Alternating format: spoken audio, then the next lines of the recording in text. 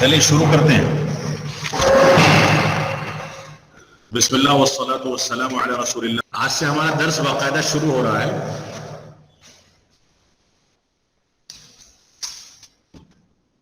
آج کی جو سرخی ہے اہم اسالیب الدعوہ. 7 چیزیں ہیں اس میں جو آپ کے سامنے آج پیش کی جا رہی ہیں. اس میں 3 چیزیں تو وہی ہیں جو اس سے پہلے کے دروس میں دی گئی. نمبر 1 الحکمہ،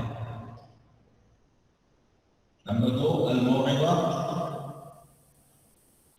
الحسنہ، نمبر 3 الجدال باللتی ہی احسن. یہ چیزیں میں آپ کو واٹس ایپ گروپ پر بھی بھیجوں گا انشاءاللہ. 3 چیزیں یہ ہو گئی. چوتھی چیز ہے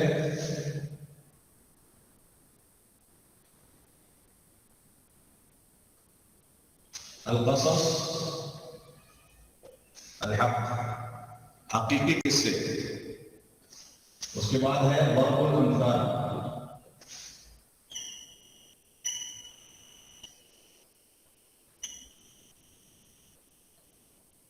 ضرب الامثال کے بعد الترغیب والترہیب.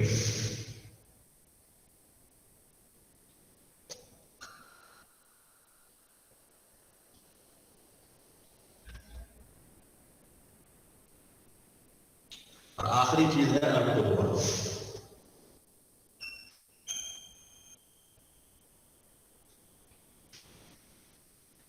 واضح ہیں یہ چیزیں؟ بورڈ نظر آ رہا ہے سب کو؟ جی شیخ. تو یہ نکات ہیں جس پر آج سے انشاءاللہ درس ہم شروع کر رہے ہیں. پہلی، دوسری اور تیسری چیز پر ایک آیت کریمہ آپ کے سامنے پیش کی جا چکی ہے. الحکمہ، الموعظۃ الحسنہ، الجدال باللتی ہی احسن. ان تینوں کی دلیل کیا ہے؟ ادع الی سبیل ربک بالحکمۃ والموعظۃ الحسنہ وجادلہم باللتی ہی احسن. سورۃ النحل میں یہ تینوں اسالیب موجود ہیں. اب ہم ایک ایک کر کے ان اسالیب کو لے کر کے چلیں گے. درس شروع ہوگا الحکمہ سے کہ حکمہ کی تعریف کیا ہے، لغوی تعریف، اصطلاحی تعریف، اس کی دلیل کیا ہے قرآن سے اور حدیث سے، اور اسی طریقے سے رسول اکرم صلی اللہ علیہ وسلم کے اسلوب دعوت میں حکمت کے بعض پہلو آپ کو بتائے جائیں گے کہ آپ کس انداز سے حکمت کا لحاظ کیا کرتے تھے. اس بات کو سمجھ لیں کہ امتحان میں کم از کم ایک سوال ایسا ضرور ہوگا جو آپ کے مذکرے سے ہٹ کر کے ہوگا، جس سے پتہ چل جائے گا کون سا طالب علم حاضر رہا ہے کون سا نہیں رہا ہے. میرے پرچے میں ہمیشہ ایک سوال ایسا ہوتا ہے جو کلاس کی حاضری سے تعلق رکھتا ہے، اور وہ اس بار بھی رہے گا. اس بات کو سمجھ کر کے چلیں. تو پہلی چیز ہے الحکمہ. ہم پہلی چیز پڑھیں گے آج الحکمہ. حکمہ کس کو کہا جاتا ہے؟ حکمت اصل میں کئی سارے معنی کے لیے ہو سکتی ہے. وہ کیسے ثابت کرنی ہے، کون سے دلائل سے ثابت کرنی ہے، حق تک پہنچنے کا طریقہ کیا ہو سکتا ہے، یہ ساری کی ساری چیزیں حکمت میں شامل ہیں. بلکہ آپ نے قرآن مجید میں کئی جگہوں پر حکمت کا لفظ پڑھا ہوگا جس میں حکمت کو سنت کے معنی میں بھی لیا ہے. حکمت کو سنت کے معنی میں، جیسے تعلمهم الكتاب والحکمہ هو الذي بعث في علمهم الکتاب والحکمہ.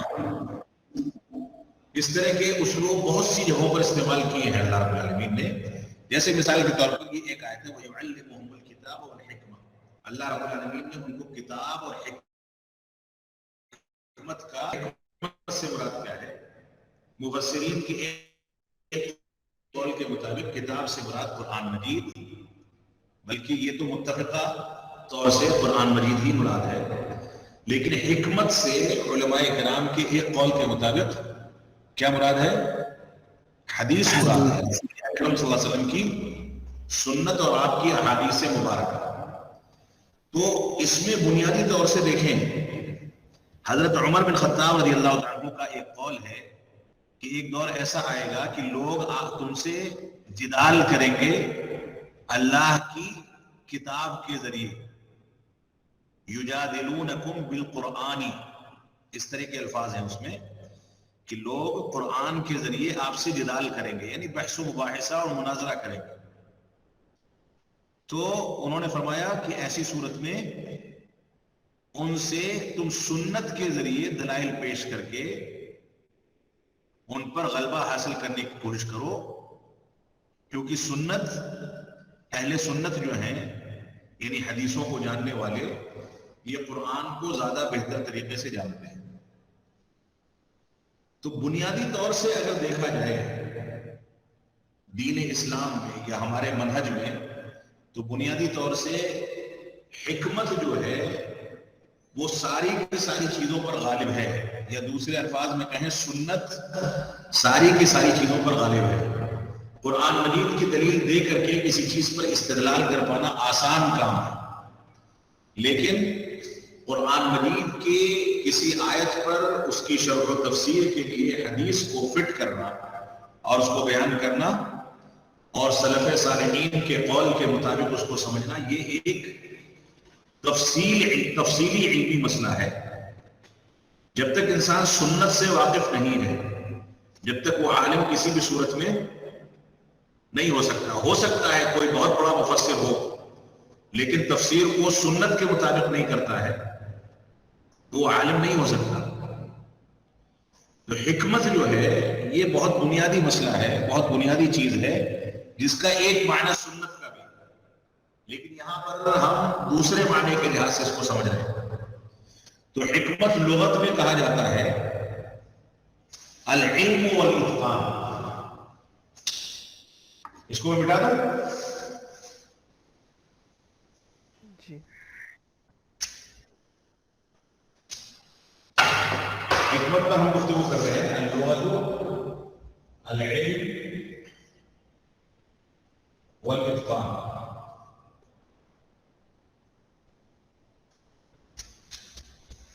یہ اس کی لغوی تعریف ہے، العلم والاتقان، یعنی حکمت دراصل علم کا دوسرا نام ہے، اور اتقان کس کو کہا جاتا ہے؟ اتقان کس کو کہتے ہیں؟ پختگی پختگی پختگی۔ علم جو ہے دراصل کس چیز کا نام ہے؟ علم کی تعریف کوئی کر سکتا ہے آپ میں سے؟ دوسرے الفاظ میں کہیں کہ علم جو ہے یقین کا نام ہے۔ علم جو ہے کیا ہے؟ یقین، یقین جازم بھی کہہ سکتے ہیں اس کو۔ جس چیز پر ہم کو یقین جازم مکمل طریقے سے اعتماد حاصل ہے وہی چیز ہمارے لیے علم ہے۔ اگر علم کے مسائل میں شبہات پیدا ہو جائیں تو ایسی صورت میں شبہے کی موجودگی کے ساتھ وہ حقیقی علم نہیں ہو سکتا۔ تو حکمت کہا جاتا ہے دراصل علم اور اتقان کو، یعنی کسی چیز پر یقین حاصل کر لینا، یہ بہت بنیادی مسئلہ ہے۔ اس کے بعد یہ ہو گئی لغوی تعریف۔ دوسری چیز ہے اس کی اصطلاحی تعریف کے بارے میں۔ اصطلاحی تعریف کیا ہے؟ تھوڑی تفصیلی تعریف ہم آپ کے سامنے بیان کریں گے۔ اصطلاحی تعریف ہے اصابت الحق بالعلم والعقل، اصابت الحق بالعلم والعقل ووضع الاشیاء في مواضعها۔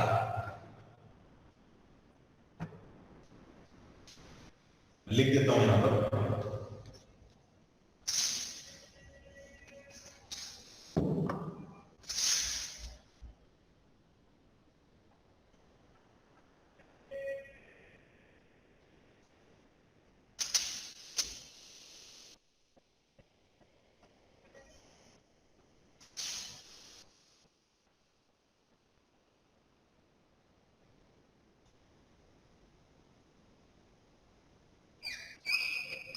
إصابة الحق بالعلم والعقل ووضع الأشياء في مواضعها.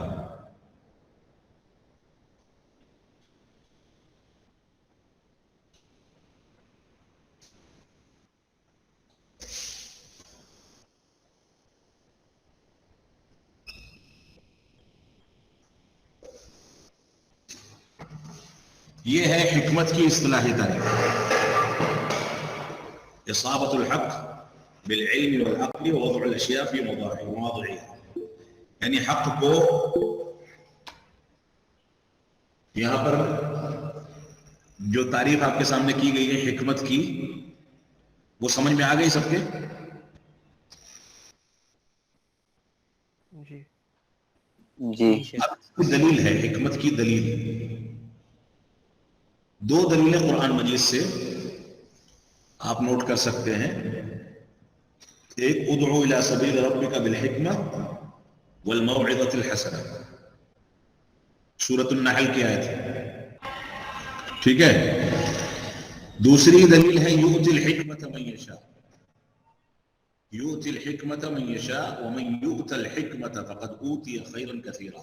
ادعو الى سبیل ربک بالحکمہ، اس آیت کا حوالہ آپ نوٹ کر لیں، سورۃ النحل 125،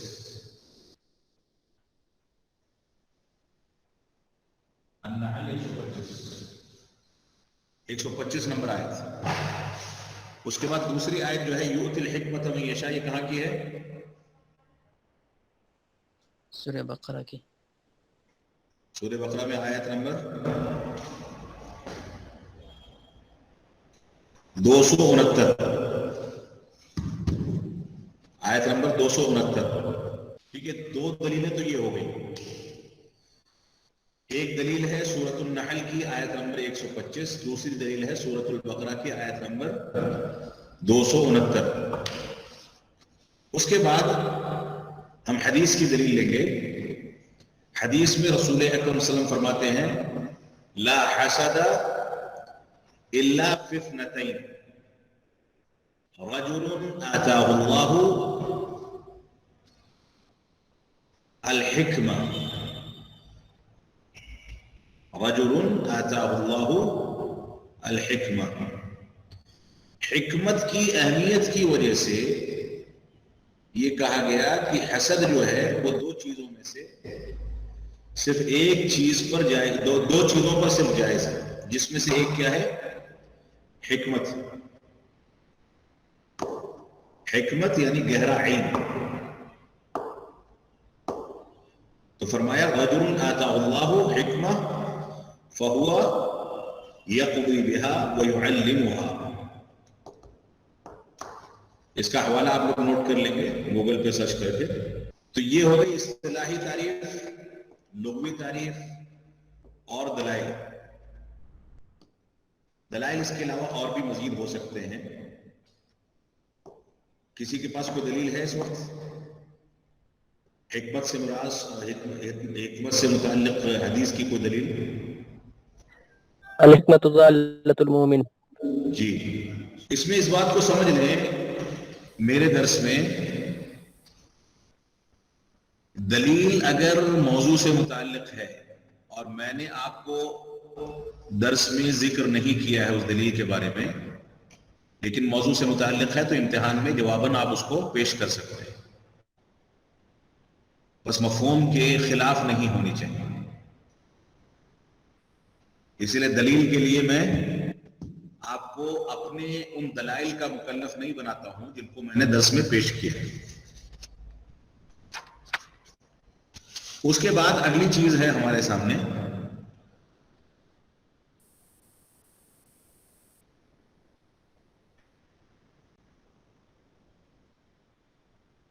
اگلی چیز ہے من مظاہر الحکمت فی منہج الرسول صلی اللہ علیہ وسلم.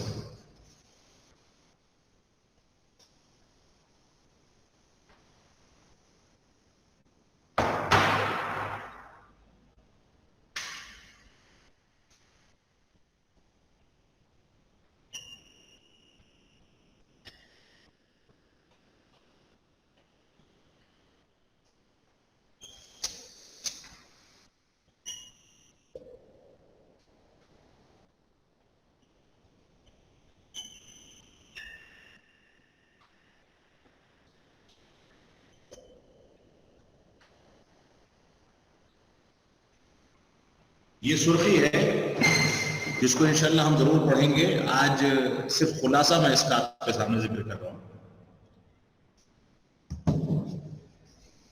ابھی کچھ لکھنا نہیں ہے اس پر، جو کچھ لکھنا ہوگا میں انشاءاللہ بعد میں بتاؤں گا. اللہ کے رسول صلی اللہ علیہ وسلم کے منہج میں حکمت کی اہمیت کیا ہے، اس کے مظاہر کیا ہے، یہ ایک مستقل موضوع ہے. من مظاہر الحکمہ فی منہج الرسول صلی اللہ علیہ وسلم. کوئی مثال ہے؟ عبداللہ بن ابی کو اس وقت اللہ کے نبی صلی اللہ علیہ وسلم نے قتل نہیں کیا جب عائشہ رضی اللہ تعالی عنہ پر تہمت تراشی کی گئی تھی. تو حضرت عمر رضی اللہ تعالیٰ عنہ نے پوچھا تھا کہ اللہ کے نبی حکم دیجیے ہم قتل کر دیں گے.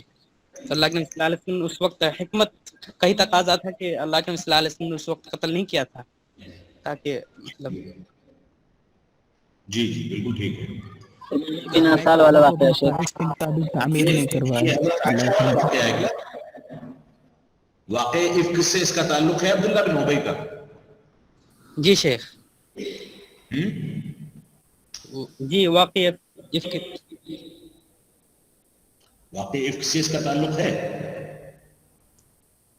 جی شیخ. اچھا چلیے اچھی بات ہے. ایک بار نظر ثانی کیجیے گا. یہاں پر بنا سال والا واقعہ شیخ. ہاں سمامہ بنا سال والا واقعہ. جی بہت سارے واقعات ہو چکتے ہیں، اس کی مثالیں آئیں گی انشاءاللہ. یہاں پر 3-4 چیزیں آپ سمجھ لیں، پہلے صرف اسی پر اکتفا کریں گے. وہ 3-4 چیزیں کیا ہیں؟ مظاہر حکمت جو ہے رسول اکرم صلی اللہ علیہ وسلم کی دعوت میں، اس کے مختلف اسالیب ہیں. مثلا کبھی نرمی اختیار کرنا، کبھی شدت اور سختی اختیار کرنا، اور کبھی ایک عام اسلوب میں کسی اسلوب کو اختیار کر کے نکل جانا. یہ 3 چیزیں بنیادی ہیں اس میں. یعنی اللہ کے نبی صلی اللہ علیہ وسلم کبھی کبھار کسی چیز میں نرمی اختیار کرتے تھے، جیسا کہ عبداللہ بن ابی کا واقعہ ابھی آیا ہے. حکمت کا تقاضا تھا کہ وہاں نرمی اختیار کر کے اس کو ٹال دیا جائے. اسی طریقے سے کبھی سختی اختیار کرتے تھے. مثال کے طور پر اللہ کے رسول صلی اللہ علیہ وسلم نے حضرت عائشہ کے حجرے میں جب ایک ایسا پردہ وہ لٹکا ہوا دیکھا جس پر تصویریں بنی ہوئی تھی، تو اس کی وجہ سے آپ ناراض ہو گئے. کیوں ناراض ہو گئے؟ یہاں پر ایک بہت بنیادی مسئلہ ہے جس کو آپ سمجھ لیں، جو انسان کا نفسیاتی مسئلہ ہے. وہ بنیادی مسئلہ یہ ہے کہ جب انسان اپنے قریبی لوگوں میں کوئی عیب دیکھتا ہے تو وہ شخص جس کے اندر عیب دیکھا وہ جتنا قریبی ہوگا فطرتاً اس کے دل میں ناراضگی اتنی زیادہ پیدا ہوگی. ٹھیک ہے، سمجھ رہے ہیں؟ یعنی مثلا اگر یہی صورتحال رسول اکرم صلی اللہ علیہ وسلم مدینہ میں نکلے ہوئے تھے اور کسی باہر کے شخص کے گھر میں دیکھتے تو شاید اتنی شدت اختیار نہ کرتے جتنی شدت آپ نے اپنے گھر میں دیکھ کر کے اختیار کی. کیونکہ انسان ناراض اسی سے ہوتا ہے، یا غصہ اسی پر ہوتا ہے، یا شدت کا اسلوب اسی کے ساتھ اختیار کرتا ہے جس سے کسی نہ کسی گوشے میں وہ محبت اور الفت رکھتا ہے. یہ نفسیاتی مسئلہ بھی ہے، اس بات کو سمجھ کر کے چلیں گے. اس وجہ سے اللہ کے نبی صلی اللہ علیہ وسلم نے حضرت عائشہ پر ناراضگی کا اظہار فرمایا. اسی طریقے سے اللہ کے نبی صلی اللہ علیہ وسلم کی دعوت میں حکمت کے مظاہر میں سے ایک مظہر یہ ہے کہ آپ سامنے والے کے مزاج کو، سامنے والے کی طرز زندگی کو، یا سامنے والے کی کیفیت کو دیکھ کر کے کسی چیز کا فیصلہ کرتے تھے. جیسے آپ کی طرز دعوت میں ایک بنیادی مسئلہ ہے جو معاذ بن جبل رضی اللہ تعالیٰ عنہ کی حدیث میں ہے، فَلْيَكُنْ أَوَّلَ مَا تَدْعُوهُمْ الیہ شہادت اللہ الہ الا اللہ، کہ تم ان کے پاس جا رہے ہو، اہل یمن کے پاس، لہذا ان کو سب سے پہلے کس بات کی دعوت دینا؟ شہادتین کی، شہادتین کی، یعنی عقیدے کی دعوت آپ نے سب سے زیادہ اہمیت دے کر کے اس کی وصیت فرمائی. ٹھیک ہے. اور آج کے دور میں ایک بہت نازک مسئلہ ہے، وہ مسئلہ یہ ہے کہ علماء اہل حدیث پر دوسرے مکاتب فکر کے لوگ عام طور سے یہ کہہ کر کے ان کا مذاق اڑاتے ہیں کہ اہل حدیثوں کو توحید کے علاوہ کچھ نہیں آتا.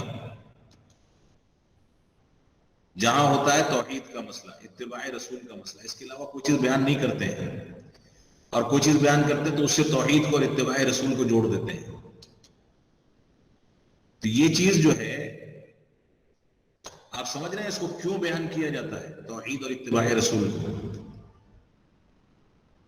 کیونکہ اللہ کے نبی صلی اللہ علیہ وسلم کی دعوت تبلیغ کی زندگی میں اس کی اہمیت رہی ہے، لہذا علماء حدیث اس کی اہمیت کو سمجھ کر کے اس اسلوب کو اختیار کرتے ہیں. تو سب سے پہلے دعوت توحید دینے کا حکم دیا معاذ بن جبل رضی اللہ تعالیٰ عنہ کو، کہ سب سے پہلے لوگوں کو کس چیز کی دعوت دینا؟ اس بات کی کہ اللہ رب العالمین کے علاوہ کوئی معبود حقیقی نہیں ہے. ٹھیک ہے. تو یہ ہمارا درس ہے. تو اب تک کا درس آپ لوگ سمجھ گئے ہیں؟ جی الحمدللہ. جی سمجھ گئے. اب جو ہے آپ کو کوئی سوال کرنا تو سوال کیجیے، کیونکہ ٹائم ختم ہو رہا ہے کلاس کا. دیوبندی حضرات جو ہیں، اگر ہم جیسے ہم دیوبندی مساجد میں نماز پڑھنے کے لیے جاتے ہیں تو جی. وہ کچھ مسائل ایسے بتاتے ہیں جو احادیث کے خلاف ہوتے ہیں، دیوبندی اپنے حساب سے بتاتے ہیں. تو اب ہم اگر صحیح مسئلہ جانتے ہیں تو ان کو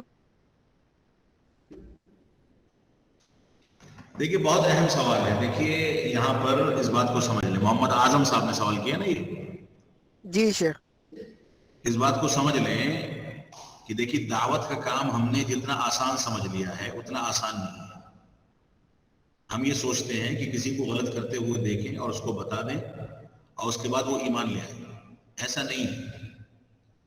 آپ نے رسول اکرم صلی اللہ علیہ وسلم کا مکی دور دیکھا ہے، پڑھا ہے اس کو؟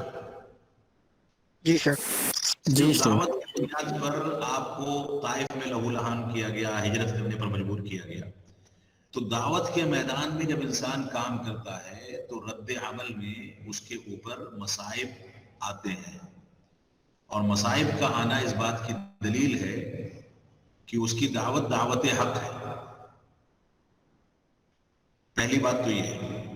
دوسری بات یہ ہے کہ جب آپ اس طرح کے مسائل دیکھیں کسی غیر مسلکی شخص کے یہاں جس میں وہ قرآن و حدیث کے خلاف کوئی عمل کر رہا ہے، تو اس میں سب سے پہلے آپ کو شخصی طور پر، انفرادی طور پر اس سے تعلقات قائم کرنے چاہیے. موجودہ احوال میں یہ سب سے بنیادی چیز ہے. آپ اگر مسجد ہی میں، اس مسجد میں جس مسجد میں دیوبندی امام ہے اور جس مسجد کو دیوبندیوں نے بنایا ہے، اسی مسجد میں آپ علی اعلان یا لوگوں کے درمیان 10-5 لوگوں کے بیچ میں اس طرح کی باتیں کرنے لگیں گے تو ظاہر سی بات ہے کہ ان کا کوئی بھی شخص اس بات کو برداشت نہیں کرے گا. لہذا ہماری ذمہ داری یہ ہے کہ ہم ان سے سب سے پہلے تعلقات قائم کریں، ان کے امام سے، اس شخص سے جو غلطی کر رہا ہے، تعلقات قائم کر کے اس سے قربت اختیار کریں، اس سے بے تکلف ہوں، چائے پر کبھی بیٹھ جائیں، اور اس کے بعد پھر اس کے سامنے خوبصورتی کے ساتھ تنہائی میں یہ بات رکھیں کہ آپ کا فلاں عمل ہم نے دیکھا ہے جو قرآن و سنت کے خلاف ہے، لہذا اس پر نظر ثانی کی جائے. اگر یہ اسلوب ہم اختیار کریں گے تو امید ہے کہ وہ شخص دھیرے دھیرے ہم سے قریب آئے گا. ہوتا کیا ہے، غلطی دیکھنے کے بعد ہم علی اعلان اس کی اصلاح کی کوشش کرتے ہیں اور اس کے خلاف بولنا شروع کر دیتے ہیں، 2-4-5 آدمیوں کے سامنے اس کو نصیحت کرتے ہیں، تو اس کی عزت نفس کا سوال ہوتا ہے اور اس کے بعد وہ ضد میں آ جاتا ہے، اور یہ ضد جو ہے اس کو حق کو قبول کرنے سے روک دیتی ہے. تو ہمیں سب سے پہلے اس سے تعلقات قائم کر کے اور اس سے قربت اختیار کرنے کے بعد दावत व तबलीग का फरीजा अंजाम देना चाहिए। आम तौर से अवामुन नास में दावत व तबलीग करने का ये उस्लूब आज के दौर का सबसे बेहतर उस्लूब है कि आप उससे इनफरादी तौर पर पहले मजबूती इख्तियार करें और उसके बाद उसके सामने दलाइल की रोशनी में खूबसूरती के साथ तन्हाई में अपनी बात रखें। मोहम्मद आजम साहब जी सर। आया समझ में? जी जी। और जहां पर आपको इस तरह का मसला आ रहा है, आप एक बार इस तर्ज को इख्तियार करके देखिए। उम्मीद है कि आपके जरिए से इंशाल्लाह एक आध लोग हिदायत पाएंगे। जी इंशाल्लाह। ये उस्लूब होना चाहिए, क्योंकि हमारा उस्लूब जो है आज के दौर में मुआनिदाना होता है। मुआनिदाना होता है यानी सामने वाले को हम अपना दुश्मन समझ करके उसकी इस्लाह की कोशिश करते हैं, जबकि सामने वाला जो है वो शरई मसाइल से वाकिफ ही नहीं है, वो जाहिल है। वो हमारा भाई है, दूसरे मकतबे फिक्र का है, लेकिन वो जाहिल है। अगर जाहिल है तो उस तक इल्म पहुंचाना हमारी जिम्मेदारी है। अब उस तक इल्म पहुंचाने के लिए उसकी इज्जत नफ्स का ख्याल किया जाए, उसके मिजाज का लिहाज रखा जाए, उसके साथ मेल मोहब्बत पैदा की जाए, इंशाल्लाह वो कबूल करेगा। जी सर, जज़ाकल्लाह खैर। और कोई सवाल किसी को? शेख, जी हम अगर किसी अहले हदीस मस्जिद में, अगर कोई अहले हदीस मस्जिद है और वहाँ हजरात आते हैं नमाज पढ़ने मजबूरन, क्योंकि उनके पास अपनी मस्जिद नहीं है जी, और ऐसी सूरत में अगर वो रफुल यदैन नहीं करते हैं या ना वो सीने बांधते हैं या पाँव नहीं मिलाते हैं, और अहले हदीस हजरात वहाँ शिद्दत करते हैं उनके साथ के, मतलब अल-ऐलान मजलिसी में उनको कह देते गलत है, आपकी नमाज नहीं होगी, इस तरह के कलिमात, और इसमें इंतशार का खदशा है, तो ऐसी सूरत में एक इमाम की क्या जिम्मेदारी बनती है? देखिए, इमाम की जिम्मेदारी क्या उसलूब होना चाहिए?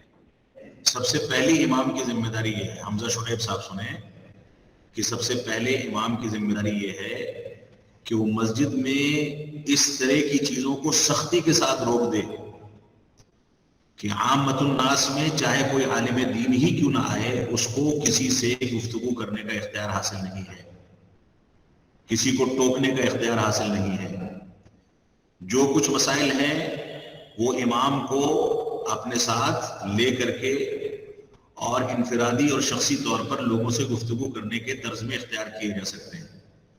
किसी शख्स को अपनी राय के मुताबिक 2-4-5 लोगों के सामने इस तरह की बात रखने का इख्तियार हासिल नहीं है। ये फितना आज के दौर में अहदीस मस्जिदों में ज्यादा है कि आम आदमियों में बाद लोग ऐसे होते हैं जो किसी दूसरे आम आदमी को कई लोगों के सामने टोकते हैं, यहां तक हुक्म लगाते हैं कि आपकी नमाज नहीं हुई, ऐसा नहीं हुआ, वैसा नहीं हुआ, और इस तरह की बात से लोग बदजन होकर के मस्जिद छोड़ देते हैं।